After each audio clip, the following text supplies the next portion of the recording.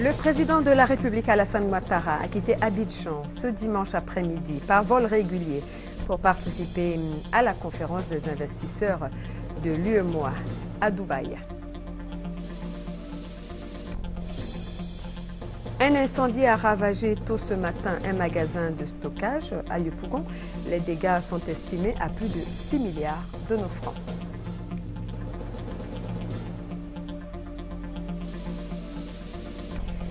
Les premiers départs pour le Hajj édition 2014 ont eu lieu cet après-midi. Ils étaient 414 à prendre leur vol pour la Terre Sainte en Arabie Saoudite. Et puis à l'étranger, l'opposition malienne juge le pouvoir après un an d'exercice. Elle a organisé un meeting à Paris. Mesdames et messieurs, bonsoir. Bienvenue dans votre journal. La conférence internationale des investisseurs se tiendra le mardi 9 septembre à Dubaï. Cette conférence marque le lancement de l'initiative régionale Investir dans l'UEMOA pour la mobilisation des ressources pour le financement de projets intégrateurs régionaux en faveur des États membres. Le président de la République Alassane Ouattara a quitté Abidjan cet après-midi pour Dubaï dans les Émirats arabes unis. Reportage Jérôme Kofi à Bolin. Pour se rendre à Dubaï ce dimanche 7 septembre 2014 en vue de sa participation à la conférence internationale des investisseurs, le président de la République a opté pour un vol commercial. Ce faisant, il a rempli toutes les formalités à l'instar de tous les voyageurs. Il a commencé par le lavage des mains pour cause de la maladie à virus Ebola sévissant dans les pays voisins. Le président Alassane Ouattara a ensuite pris la direction du service d'enregistrement et de celle du poste de contrôle jusqu'à l'obtention du ticket final d'embarquement. Ce choix du vol commercial a permis au chef de l'État d'être en contact avec les autres voyageurs, leurs familles et les accompagnateurs ainsi que les fonctionnaires de la police et de la douane. Ce parcours lui a aussi permis d'encourager le personnel d'Aéria dans ses efforts pour la certification internationale de l'aéroport Félix Houphouët-Boigny. Une manière aussi pour lui de constater le dispositif mis en place pour prévenir la propagation d'Ebola et d'encourager les agents. En somme, par cette option, le président entend envoyer un message de bonne gestion des deniers publics, préférant un vol commercial en attendant la remise en service de son avion de commandement en entretien à la location d'un avion privé qui serait beaucoup plus coûteuse. À Dubaï, le président de la République, Alassane Ouattara, et ses pairs de la sous-région présents à cette conférence vont certainement défendre des dossiers en matière d'investissement dans l'espace UEMOA. Voilà, la conférence internationale des investisseurs se tiendra le mardi 9 septembre à Dubaï. Retour de la Banque africaine de développement à son siège d'Abidjan. L'administrateur de la BAD pour la Côte d'Ivoire, la Guinée-Conakry et la Guinée équatoriale, Mamadou Koné, fait le point dans un entretien réalisé par Adama Koné dont nous vous proposons un extrait. Le pays inspire aujourd'hui confiance à tout le monde, que les conditions sont désormais réunies pour que la Banque africaine de développement puisse continuer donc, tranquillement à mener ses activités dans le pays. C'était pour cela que la banque était partie. Il y a beaucoup plus de sérénité. Les infrastructures donc, existent ou ont été remises en état pour permettre à la banque de travailler. Puis il y a le leadership du président de la République qui fait confiance et en qui donc, la communauté internationale a confiance. Elle vient avec une nouvelle dimension. Quels sont exactement les enjeux donc, de ce retour, aussi bien pour l'État de Côte d'Ivoire que pour la population ivoirienne? Il y aura des retombées directes. Ça va forcément créer des emplois directs. Les retombées sont grandes du point de vue économique, en termes d'image, en termes de clientèle donc pour des entreprises de divers secteurs, hôtellerie, tourisme, ceux qui sont dans la bureautique, ainsi de suite. À la fin du mois d'octobre, le 27 octobre, donc au 4 novembre, il y aura le 50e de la Banque africaine de développement qui va célébrer à Abidjan ici. Qui va célébrer ici à Abidjan. Et puis après, nous allons préparer les assemblées annuelles l'année prochaine. Abidjan aussi Ici, qui vont se tenir à Abidjan, qui sont des assemblées annuelles électives, qui On devra avoir un nouveau président de la banque donc l'année prochaine. Donc on va travailler un peu sur tout ça. Mais ce n'est pas le plus important. Ce n'est pas le plus important, mais j'insiste, est-ce qu'il y a une candidature ivoirienne? Ben, il faudra demander aux autorités ivoiriennes. Je ne peux pas répondre Vous à ça. Vous êtes représentant de la Côte d'Ivoire à la base, monsieur le ministre. ministre. Oui, mais il faudra demander aux autorités ivoiriennes. Pour l'instant, les candidatures ne sont pas ouvertes. Voilà l'entretien de l'administrateur de la BAD pour la Côte d'Ivoire, la Guinée-Conakry et la Guinée équatoriale a été réalisé par Adama Koné. La célébration de la Journée internationale de l'alphabétisation se déroule le 8 septembre de chaque année. Son objectif est de sensibiliser et informer les populations sur l'importance de l'alphabétisation. C'est également le lieu pour le gouvernement de réaffirmer son engagement à donner un dynamisme à l'éducation non formelle. Le thème retenu cette année est alphabétisation au service du développement durable. Ahmed Traoré, Abou Sanogo. L'alphabétisation est l'un des principaux éléments nécessaires pour promouvoir le développement durable. Elle donne aux individus les moyens de prendre les bonnes décisions dans les domaines de la croissance économique, aussi pour le développement social et de l'intégration environnementale. D'où cette année le thème « Alphabétisation au service du développement durable ». Nous nous félicitons lors du thème de la présente journée « Alphabétisation au service du développement durable ». En attirant l'attention de la communauté des hommes sur la conjonction entre le savoir et le développement durable, cette thématique touche à une question fondamentale de la société contemporaine. En donnant aux hommes et aux femmes les clés de leur épanouissement, l'alphabétisation les dispose à être des adjudants d'un développement humain plus équilibré. L'alphabétisme est au cœur de l'éducation de base pour tous. Pourtant, selon la ministre de l'Éducation nationale et de l'enseignement technique, certaines manœuvres vont contre son bon fonctionnement. Il reste à déplorer le taux malheureusement élevé d'analphabètes en dépit des efforts consentis par les pouvoirs publics. Nous en connaissons les causes. Elles sont d'ordre économique, culturel et institutionnel. C'est ce qui légitime nos efforts accrus dans le sens de la scolarisation universelle. Aujourd'hui, près d'une personne sur 7 est illettrée. Et sur les 860 millions d'illettrés dans le monde, 500 millions sont des femmes. La ministre de l'Éducation nationale et de l'enseignement technique, Kandia Camara, a exhorté la population à s'ouvrir aux nouvelles technologies pour davantage freiner l'alphabétisme en Côte d'Ivoire. Voilà, et le message du gouvernement a été délivré par Mme Kandia Camara Kamisoko, ministre de l'Éducation nationale et de l'enseignement technique. Le lieutenant-colonel Issa Sako, commandant du groupement des sapeurs-pompiers militaires, était l'invité du journal de 13h, présenté par Fatou Fofana. L'entretien a porté sur la célébration des 40 ans d'activité de ce corps d'armée. En termes de perspective, les sapeurs-pompiers militaires entendent améliorer leur implantation sur l'ensemble du territoire national, afin de mieux porter assistance aux populations ivoiriennes. L'action d'urgence, c'est une action de proximité. Et les casernes de GSPM sont implantées à Abidjan, Bouaké, Yamoussoukro et depuis peu à Korogo. Oui. Donc pour nous, il faut être au plus près des populations. C'est pourquoi d'ailleurs nous saluons la création de cette caserne de Korogo. Donc, pour nous, l'implantation des casernes doit se poursuivre. Elle doit se poursuivre dans les grandes villes parce que nous sommes sollicités bien au-delà des zones où nous sommes. À Mans, pour des incendies, mais partir aussi loin est vraiment difficile. Ça rend les manœuvres inefficaces. Et lorsque les pompiers arrivent après avoir parcouru 300 km, ils sont plus utiles à la tâche, ils sont plus opérationnels. Donc pour nous, c'est de pouvoir poursuivre l'implantation des casernes du GSPM et apporter au corps l'équipement nécessaire à remplir encore mieux la mission que nous avons. Je vous l'ai annoncé dans les titres, un incendie s'est déclenché ce matin dans la commune de Yopougon, précisément à la zone industrielle, faisant des dégâts matériels importants dans la société Sociam. Un magasin de stockage de matériel électroménager, le préjudice est estimé à plus de 6 milliards de nos francs. Reportage Éric Goré, commentaire Serge Colliat. Un magasin de stockage de 6000 mètres carrés contenant des appareils électroménagers et des ustensiles de cuisine partis en fumée.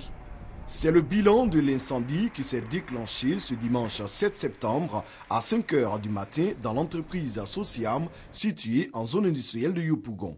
Nous avons été alertés par notre service de sécurité dans la nuit de vendredi à samedi aux alentours de 5 h du matin.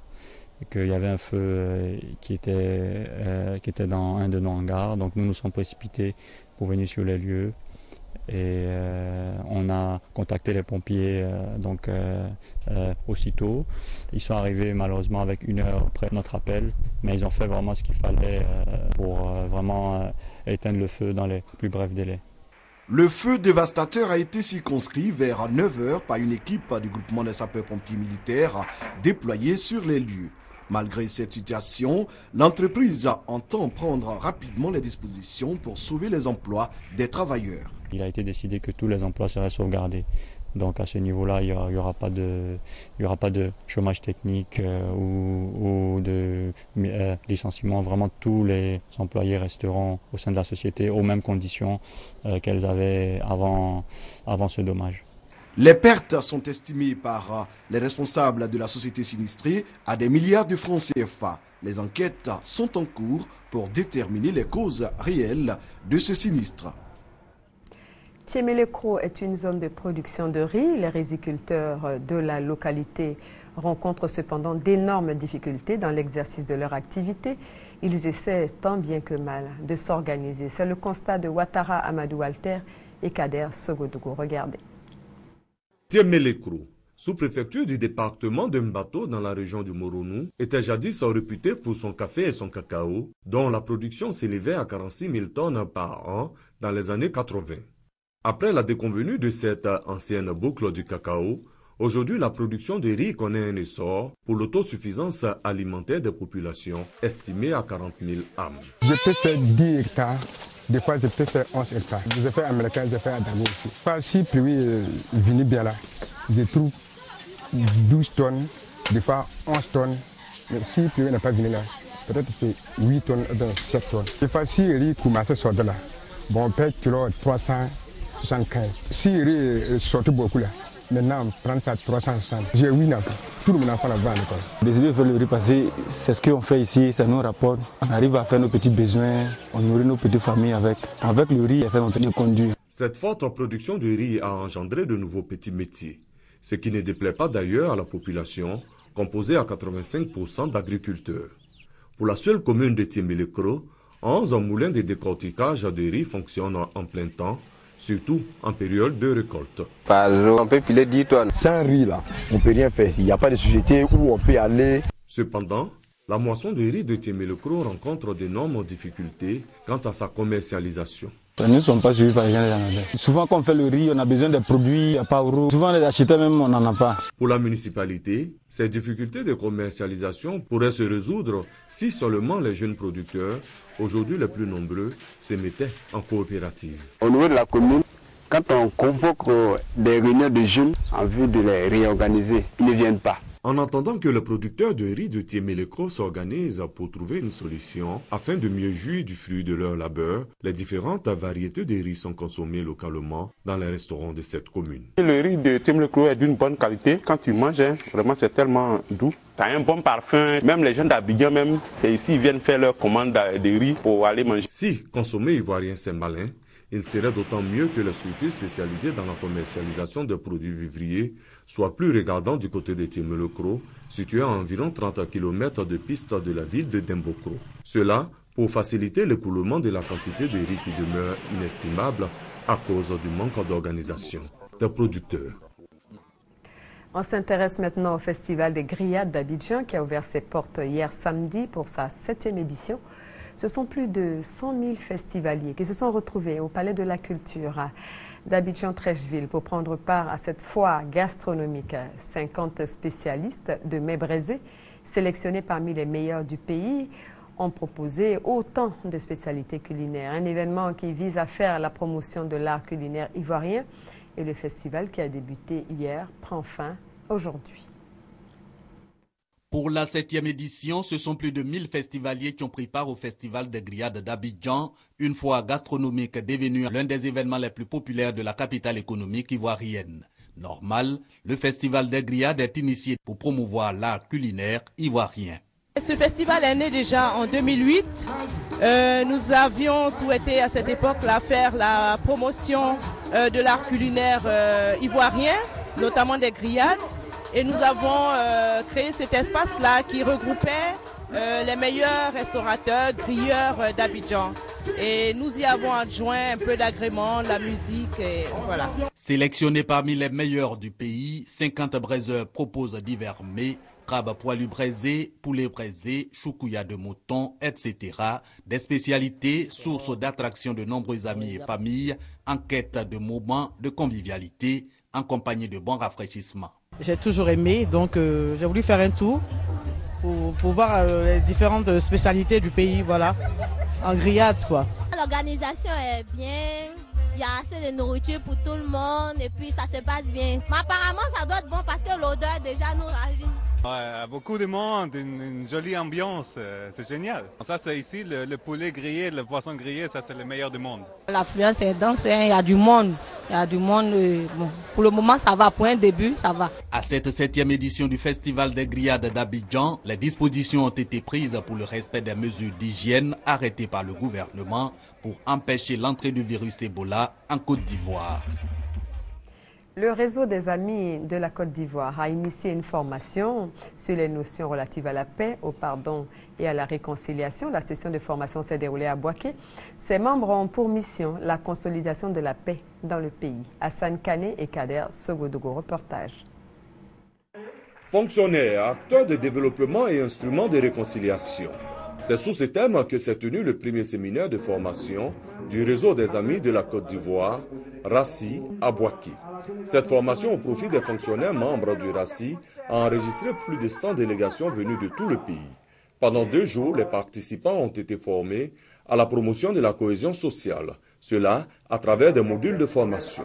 Pour le président du RACI, sa structure a décidé de mettre l'accent sur la formation pour la promotion de la réconciliation. On estime que pour une organisation qui veut faire promouvoir la paix, il est bon qu'elle s'appuie sur un certain nombre de ses acteurs pour vraiment faire le travail. À partir de ce moment, comme nous sommes suffisamment prêts et que la coordination femmes, fonctionnaires et jeunes arrive à quadriller l'ensemble du territoire national, il fallait venir réfléchir sur la méthode des réconciliations nationales.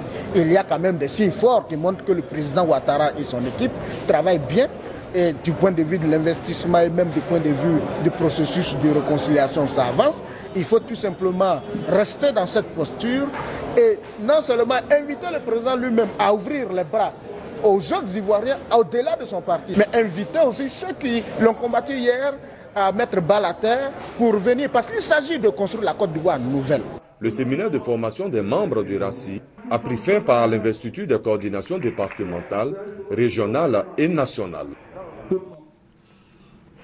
L'Organisation mondiale de la santé a décidé vendredi d'utiliser immédiatement les traitements expérimentaux à base de sang et de sérum de convalescence contre l'épidémie d'Ebola qui a fait plus de 2000 morts et annoncé qu'un vaccin pourrait être disponible en novembre pour les personnels de santé. Et puis sachez que toute la Côte d'Ivoire est mobilisée pour prévenir l'épidémie de fièvre Ebola. Le ministère de l'Agriculture et ses partenaires ont offert un chèque de 55 millions de francs au ministère de la Santé et de la lutte contre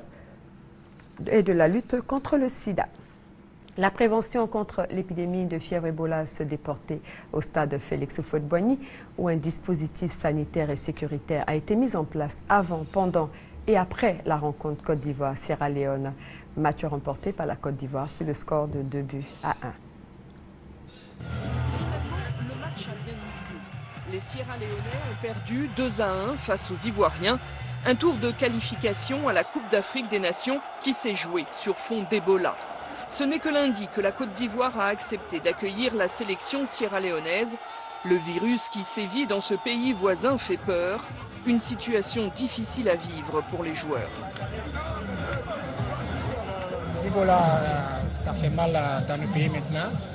Et c'est affecté les joueurs ici en Europe et tous les joueurs aussi à Sierra Leone. Donc c'est pas bien. Les Sierra-Léonais sélectionnés n'avaient pas mis le pied au pays depuis 21 jours au moins. Le temps d'incubation du virus, une condition pour que la rencontre ait lieu.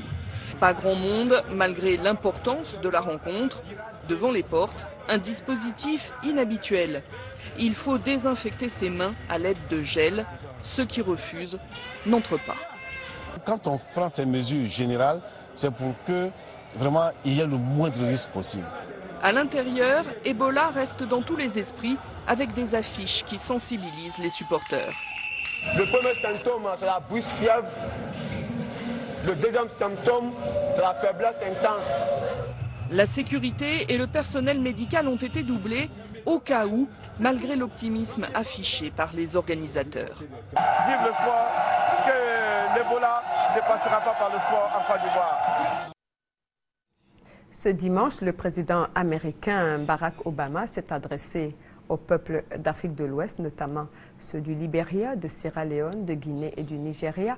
Barack Obama a dit, et je cite, « Au nom du peuple américain, je veux que vous sachiez que nos prières accompagnent ceux qui ont perdu des êtres chers lors de cette terrible épidémie d'Ebola. Les États-Unis travaillent avec vos gouvernants pour contribuer à stopper cette maladie. La tâche ne sera pas facile, mais nous savons comment y parvenir. » Message plein d'espoir donc. L'Organisation mondiale de la santé, je le rappelle, a annoncé qu'un vaccin pourrait être disponible dès le mois de novembre. La procureure de la Cour pénale internationale annonce le report du procès du président kenyan Uhuru Kenyatta pour faute de preuves suffisantes. Mais avant, en direction l'Éthiopie, où les partis en conflit au Soudan du Sud ont du mal à respecter l'accord qu'ils ont signé. C'est sa façon à elle de marquer les 1 an de pouvoir d'Ibrahim Boubacar Keïta. L'opposition malienne en France a tenu un meeting samedi avec ce slogan choc, IBK, 1 an de régression. Principaux griefs, la crise du Nord Mali non résolue malgré les promesses et la mauvaise gouvernance. L'accord cadre conclu le 25 août à Addis Abeba par le gouvernement du Soudan du Sud et son opposition armée est-il déjà caduc? C'est la question que pose la diplomatie éthiopienne après de récentes déclarations d'opposants du Soudan du Sud contestant la portée de ce texte. À l'occasion du sommet régional de l'IGAD, les deux parties s'étaient engagées à finaliser en 6 semaines un accord définitif. L'étau de la justice internationale se dessert autour du président Uhuru Kenyatta. L'ouverture de son procès devant la CPI, prévue le 7 octobre, pourrait ne pas avoir lieu à cette date. La procureure Fatou Bensouda demande un report, faute de preuves suffisantes. L'accusation attend toujours des documents qu'elle a réclamés en vain aux autorités kenyanes. Le président Kenyatta est poursuivi pour son rôle présumé dans les violences post-électorales de 2007-2008 qui avaient fait plus de 1000 morts. 9 mois après son intégration dans la MISOM, le contingent éthiopien dresse un bilan positif de son action en Somalie. Les Chebabs n'ont cessé de perdre du terrain depuis le début de l'année. Outre leur ancien fief de Baidoa, ils ont été chassés de 5 localités reprises par les troupes de l'ONU et du gouvernement somalien. Le président Obama ne régularisera pas les dizaines de milliers d'immigrés sans papier sur le territoire américain. Contrairement à ce qui avait été annoncé, le système américain d'immigration ne sera pas réformé avant les législatives de novembre. Une décision destinée à réduire le risque d'une défaite électorale et d'empêcher le Sénat de basculer du côté des républicains. L'aviation de Bachar el-Assad a bombardé samedi la ville de Raqqa, fief des combattants de l'État islamique dans le nord de la Syrie. L'attaque aurait fait au moins 17 morts parmi les djihadistes. L'État islamique est également soumis à des frappes américaines dans le nord de l'Irak. Les combattants kurdes Peshmerga, armés par les Européens, ont repris vendredi la ville de Makhmour et semblent pouvoir faire reculer les combattants de l'État islamique. Une femme de 33 ans tuée et 4 personnes blessées à Mariupol la nuit dernière. Le cessez-le-feu instauré depuis vendredi soir entre Ukrainiens et rebelles pro-russes dans l'est du pays a du mal à être respecté sur le terrain. Même situation de tension et de peur à Spartak, un peu au nord de la ville de Donetsk, fief des séparatistes. Des explosions retentissaient régulièrement et des fumées noircissaient le ciel. À pied, à vélo ou en voiture, les quelques familles qui s'accrochaient à leur maison ont fini par se décider à partir. Selon les séparatistes, les tirs provenaient de la zone de l'aéroport contrôlée par les forces gouvernementales. Selon l'agence France-Presse, le calme était revenu dimanche en début d'après-midi, tant à Mariupol que dans la région de Donetsk. Voilà, c'était le tour de l'actualité mondiale en bref et en images. Chaque année, des milliers de pèlerins se retrouvent à Lourdes en France. Parmi ces croyants, des Ivoiriens appartenant à différentes organisations chrétiennes. Notre envoyé spécial Thérèse Yoboué a suivi pour vous les pèlerins ivoiriens du groupe Jean-Paul Nobou. Ils étaient cette année 115 pèlerins ivoiriens dirigés par Jean-Paul Nobou à fouler le sol de Lourdes. Un pèlerinage qui a été possible grâce au chef de l'État, le président Alassane Ouattara. Anne Désiré Ouleto, ministre de la Solidarité, de la Famille, de la Femme et de l'Enfant, a apporté aussi un soutien aux pèlerins. Comme chaque année, une fois sur la terre de Sainte-Bernadette, ces pèlerins ont observé les rites du pèlerinage. Procession de l'autel à la grotte, portement de la bougie, une grosse bougie symbolisant les souffrances, les difficultés du pays qu'on va présenter à la Vierge Marie pour demander son intercession. Également au programme, le toucher de la grotte de Massabielle, là où la Vierge Marie est apparue 18 fois, à Sainte-Bernadette. Cette année encore, la paix pour la Côte d'Ivoire était au centre des intentions des pèlerins. Je viens ici pour demander à la Vierge Marie la paix pour mon pays. On ne vient pas en tourisme, mais on vient pour raffermir notre foi, pour la conversion. Et prier surtout pour que nous retrouvions la paix dans notre pays. Au nombre des pèlerins, beaucoup d'enfants. Je suis venue à Lourdes pour prier, mes études, pour plus tard, pour me nettoyer de mes péchés. Je suis à Lourdes pour prier le Seigneur, pour prier pour la famille et pour la Côte d'Ivoire. Je demande à la Vierge Marie de pouvoir bien travailler à l'école, d'avoir beaucoup de grâce sur mes frères et sœurs, sur moi-même. Le pèlerinage est un moment de partage, d'humilité, de pénitence, de transfiguration, mais surtout de prière. Et l'occasion a été donnée aux six prêtres du groupe de permettre aux pèlerins, au cours de nombreuses célébrations eucharistiques, de croire, mais surtout de vivre les paroles vivantes de Jésus-Christ. Autre pèlerinage, c'est le départ pour les premiers pèlerins ivoiriens candidats au Hadj 2014. Les premiers pèlerins de Côte d'Ivoire ont quitté Abidjan pour Médine en Arabie Saoudite ce dimanche 7 septembre, précisément à 13h03. Cette année, ils sont au nombre de 5600 fidèles musulmans inscrits pour le pèlerinage en Terre Sainte. Et pour ce premier vol, on a enregistré 414 passagers, tous heureux d'aller accomplir le 5e pilier de l'islam, Doigt des lasers. Les premiers pèlerins déjà en route pour la Terre Sainte de Médine en Arabie Saoudite. À bord de cet avion, 414 fidèles musulmans qui vont découvrir la Kaaba, la première mosquée du prophète de l'islam, dans le cadre du Hadj 2014. C'est un rêve qui se réalise aujourd'hui et me voyant dans l'avion en partance de Médine, vraiment je suis très émue. Et je prie le Seigneur qu'il le facilite pour moi, qu'il me permette d'effectuer tous les rites dans la santé et qu'il exauce tous nos vœux. Je dis, je suis en joie. C'est comme je suis à la Mecque même. Parce que présentement, tout mon cœur est là-bas. À la différence des autres années, le Hadj 2014 se déroule dans de bonnes conditions, avec tout de même quelques difficultés au plan technique. La difficulté que nous avons eue cette fois-ci, c'est la gestion électronique. Vous savez, c'est ponctueux et parfois l'Internet est instable, on n'a pas de réseau. Mais je pense qu'à l'avenir, nous ferons l'effort par l'aide de Dieu pour corriger ces dysfonctionnements. Mais nous avons promis aux Ivoiriens un Hadj sans bruit. Dieu nous a permis de le réaliser. Donc nous souhaitons que les pèlerins soient à l'écoute. Comme ça, quand on les appelle, qu'ils répondent à notre appel. Avec ce premier départ, 526 sur les 5600 candidats sont en attente de leur vol pour le Hadj 2014. Ils y vont pour accomplir le 5e pilier de l'islam, une tradition de la religion musulmane qui se déroule entre le 8 et le 13 du dernier mois du calendrier musulman, le Dhu al-Hijja. Le président de la République, Alassane Ouattara, a quitté Abidjan ce dimanche aux environs de 15 heures pour Dubaï, dans les Émirats arabes unis. Le chef de l'État va prendre part le mardi 9 septembre à la conférence internationale des investisseurs dans l'espace de l'Union économique et monétaire ouest-africaine, UEMOA. C'est la fin de ce journal. Excellente suite de programme sur RTI 1 et à très bientôt.